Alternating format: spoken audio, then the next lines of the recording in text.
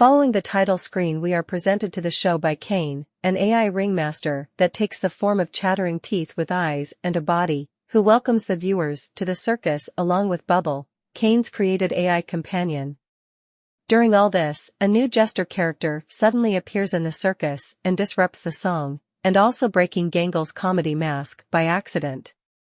It's quickly revealed that the jester was once a human from Earth, implying to be wearing a headset the entire time when she gets transported. However, she is informed by the other characters that she wasn't the first, as the other characters were also from Earth before teleporting to the circus. Kinger is currently the one who stayed the longest and went crazy, and also reassures her that she will get used to her new home and body after she gets panicky.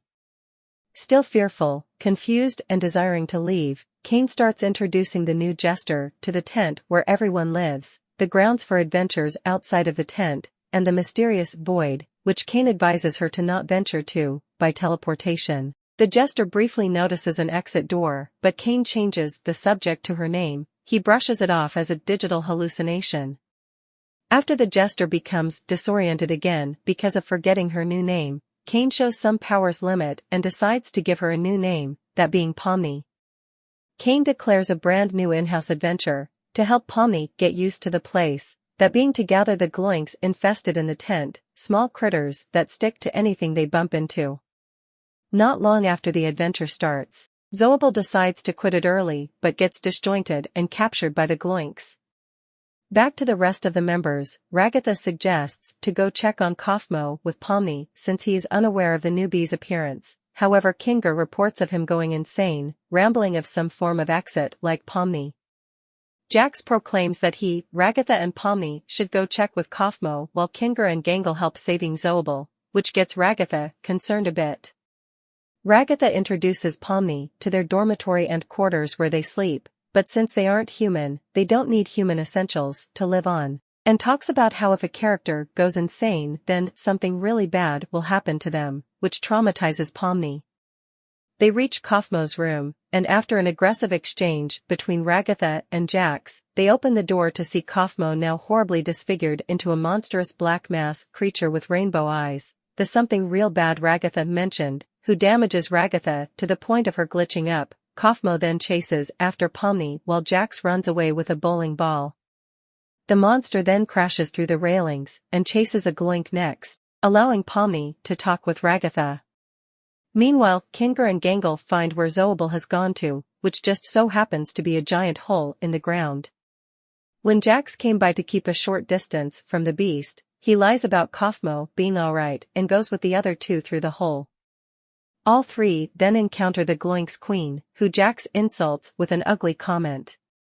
Kinger also finds Zoable's head, and fails at saving it from being devoured by the queen. Back to Pomni, she talks with a glitching Ragatha and they conclude that only Kane can help them. She goes off to find him, opening a bunch of doors leading to random and surreal-looking rooms while avoiding monster Kaufmo, before finding the exit door which generated out of thin air. She enters the door only to find herself trapped in an almost realistic-looking office labyrinth that she gets lost in, a place that is oddly out of place from the more colorful environment she found herself in. The exit door then disappears out of thin air. Back to the nest, the Gloink Queen expresses her plans to turn anything and everything into all Gloinks like herself and the rest of her nest when Kaufmo crashes down and beats the crap out of her, releasing Zoable and allowing the other characters to leave. Pomni meanwhile still tries to find the end of this labyrinth, coming across an old computer along with a rusted-out VR headset before going through a door with the logo of CNA marked above, presumably the company that developed the game or warping technology. She is then led to the void and falls into a state of trance by it. Kane and Bubble were in a restaurant when Kane sees on his wacky watch that someone is now in the void and rushes to take Pomni back to the tent. He then realizes that Kaufmo became abstracted and casually drops him through a custom-made hole that leads him to the cellar, a place where those abstracted ended up. Kane then reverts Ragatha's glitched state back to normal. He apologizes for lying about the exit door and that he wasn't capable of thinking on what to put on the other side of it. He warns the group that the void could be disastrous for them. As a reward for finishing their adventure, Bubbles has made them a feast to feel more like they're at home.